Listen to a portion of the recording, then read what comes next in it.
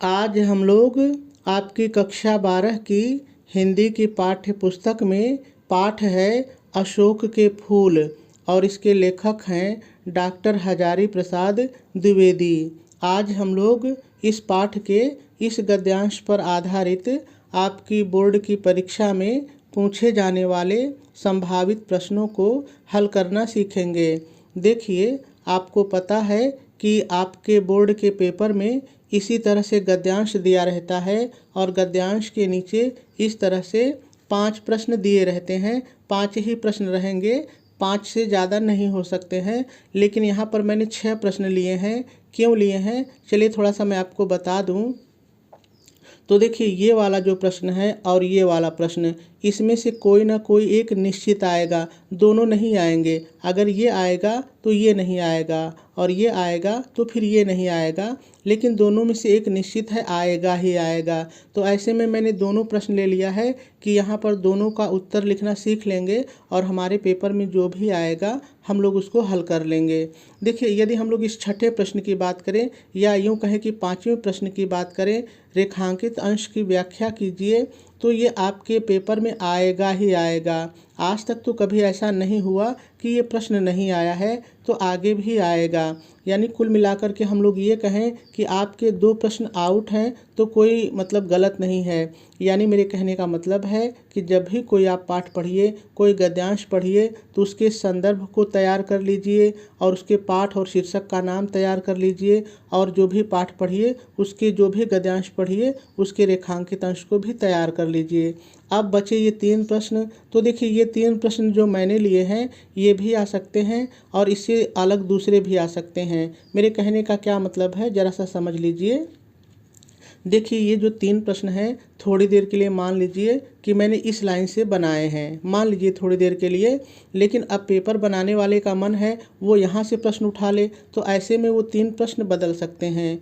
लेकिन इतना तो निश्चित है कि कोई भी प्रश्न बनाए गद्यांश से ही बनाएंगे और उसका उत्तर आपको गद्यांश में मिल ही जाएगा। बस आपको ध्यान से गद्यांश पढ़ना है और उत्तर ढूंढने की कोशिश करनी है। ठीक है, तो चलिए अब हम लोगों को इसकी व्याख्या सीखनी है। लेकिन इसकी व्याख्या सीखने से पहले मैं थोड़ा सा आपको इसके बाद वाले गद्यांश के बारे में बता देता हूँ। यानी जो गद्यांश आपकी किताब में इसके नीचे है उसके बारे में मैं आपको थोड़ा सा बता देता हूँ, तो आपको इस गद्यांश को समझने में बहुत ही आसानी हो जाएगी। तो देखिए, इसके नीचे जो गद्यांश है उसमें जो लेखक हजारी प्रसाद द्विवेदी जी हैं उन्होंने बताया है कि हमारे प्राचीन साहित्यों में अशोक के फूल का बहुत ही सम्मान है और चूँकि वो हमारे साहित्यों में आया है, हमारे साहित्यों में अशोक के फूल का वर्णन किया गया है, तो ऐसे में उसका संबंध हमारे जीवन से भी था। और लेखक कहते हैं कि जो कालिदास थे उन्होंने तो अशोक के फूल को जितना सम्मान दिया उतना किसी ने नहीं दिया। जैसे जो और लेखक हैं, जब उनको सौंदर्य का वर्णन करना होता था तो वो कभी गुलाब का फूल, कभी कमल का फूल, इस तरह के फूल लेकर के सौंदर्य का वर्णन करते थे। लेकिन जब कालिदास को ऐसा लगता था कि मुझे सौंदर्य का वर्णन करना है तो अशोक के फूल का ही सहारा लेते थे।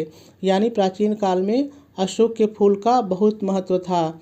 लेकिन कालांतर में जब सत्ता परिवर्तन हुआ और लेखक का मानना है कि जब भारत में मुसलमान राजा आए, यानी मुसलमान राजाओं का शासन हुआ, तो जो अशोक का फूल था उसका महत्व कम हो गया और जो साहित्यकार थे, जो कविता लिखने वाले थे, किताब लिखने वाले थे, उन्होंने तो जैसे अशोक के फूल को बिल्कुल भुला दिया।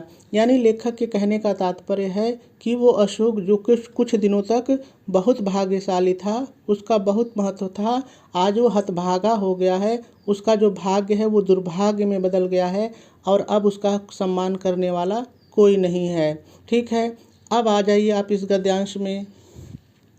तो देखिए, लेखक कहते हैं, पुष्पित अशोक को देखकर मेरा मन उदास हो जाता है।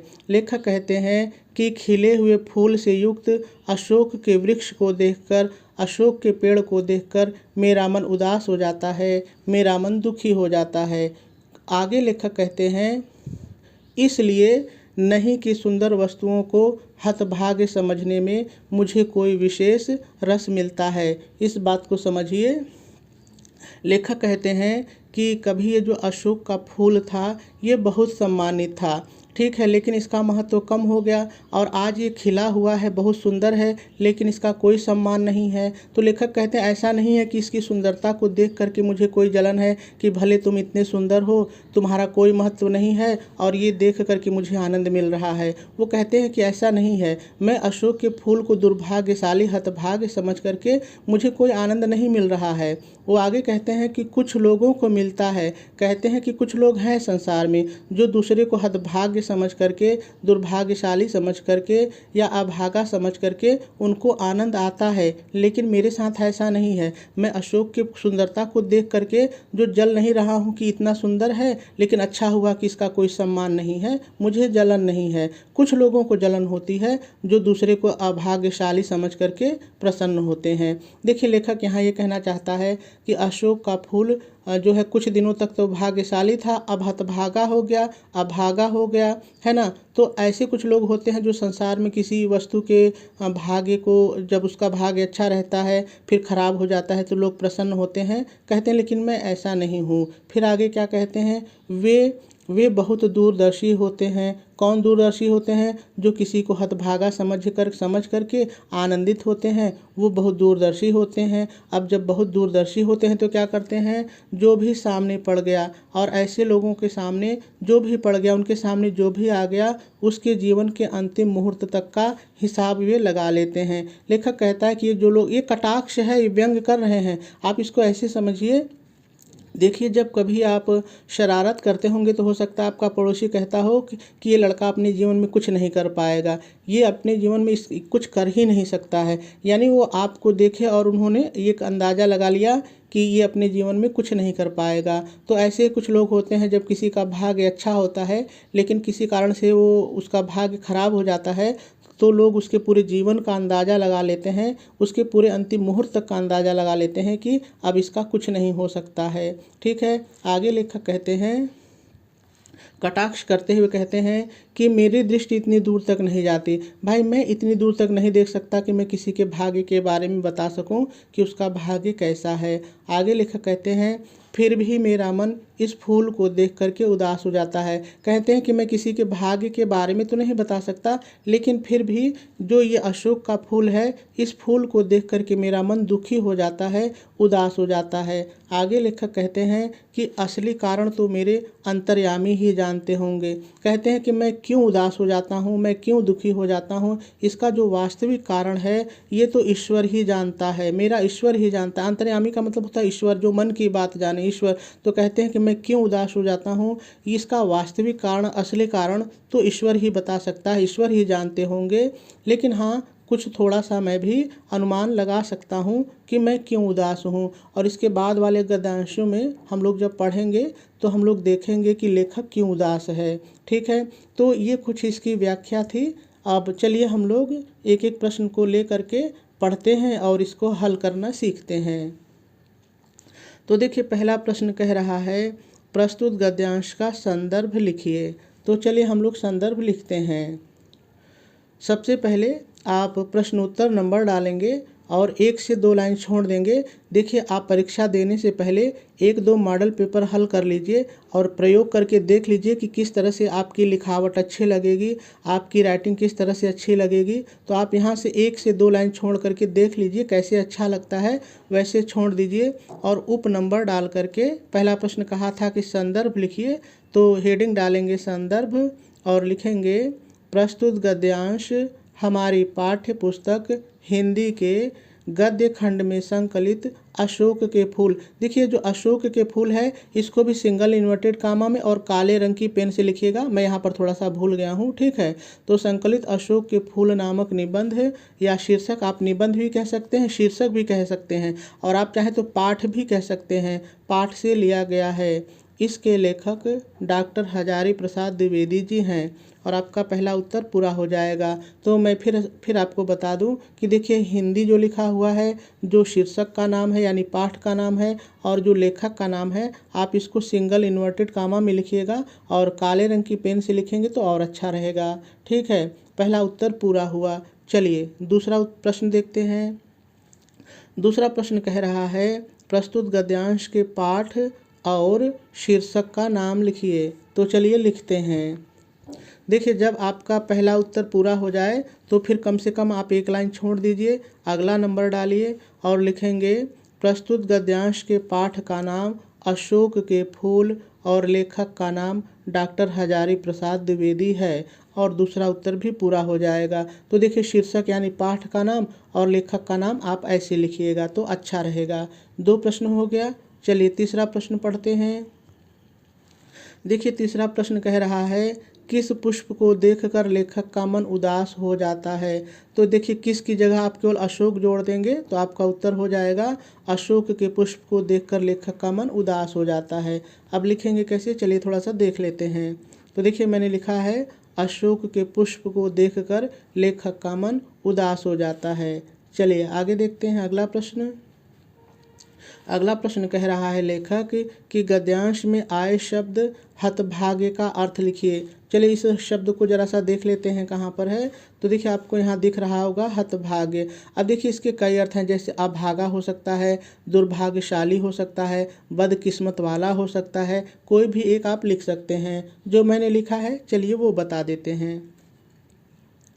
तो देखिए, आप प्रश्नोत्तर नंबर डालेंगे, मतलब नंबरिंग करेंगे, उप नंबर डालेंगे और लिखेंगे गद्यांश में आए शब्द हतभाग्य का अर्थ है दुर्भाग्यशाली, और इसका उत्तर भी पूरा हो जाएगा। चलिए अगला प्रश्न पढ़ते हैं।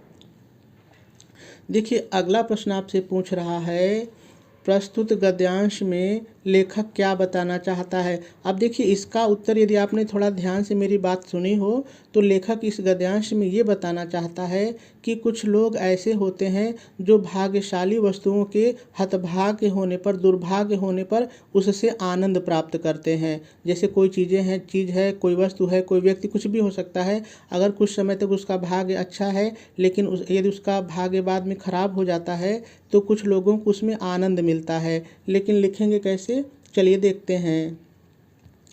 तो देखिए, आप नंबरिंग करेंगे और लिखेंगे लेखक बताना चाहता है कि इस संसार में बहुत से ऐसे भी लोग होते हैं जो कुछ समय के लिए भाग्यशाली होने वाली वस्तुओं या व्यक्तियों, कोई भी हो सकता है, उसके भाग्यहीन होने पर आनंदित होते हैं, और इसका उत्तर भी पूरा हो जाएगा। चलिए अंतिम प्रश्न देखते हैं। ध्यान रहे कोई 5 प्रश्न ही आएगा। अंतिम प्रश्न आपसे कह रहा है रेखांकित अंश की व्याख्या कीजिए। तो पहले हम लोग देख लें कि रेखांकित अंश है कहाँ पर। तो देखिए, आपको दिख रहा होगा यहाँ पर, यहाँ से रेखा खींची गई है और यहाँ तक रेखा पूरी खींची गई है। इसी की हमको व्याख्या करनी है। लेकिन देखिए, ये रेखा कहीं भी खींची जा सकती है, आपके पेपर बनाने वाले के ऊपर है, और जहाँ भी रेखा खींची रहेगी उसकी व्याख्या आपको करनी होगी। ऐसे में जब भी कोई गद्यांश आप पढ़िए, किसी से भी पढ़िए, तो पूरे गद्यांश की व्याख्या को हल्का फुल्का जाने रहिए, और जहाँ भी रेखा खींची रहे उसकी व्याख्या लिख दीजिए। ठीक है, तो चलिए अब हम लोग इस रेखांकित अंश की व्याख्या को देखते हैं। तो देखिए, आप नंबरिंग करेंगे और हेडिंग डालेंगे रेखांकित अंश की व्याख्या, और डैश डाल करके लिखेंगे प्रस्तुत रेखांकित अंश में लेखक हजारी प्रसाद द्विवेदी जी व्यंग करते हुए कहते हैं कि, इतना तो मैंने अपने से जोड़ा है। देखिए, इतना जोड़ने से हमारी व्याख्या बड़ी भी हो जाती है और अच्छी भी लगती है। तो आप गद्यांशों में इस तरह से अपनी तरफ से कुछ जोड़ सकते हैं जो जैसा पाठ रहे। कहते हैं कि इस संसार में बहुत से लोग ऐसे होते हैं जो लोगों को देखकर उनके भविष्य का अनुमान लगा लेते हैं। लेकिन लेखक आगे कहता है किंतु मेरी दृष्टि उतनी दूर तक नहीं जाती है, अर्थात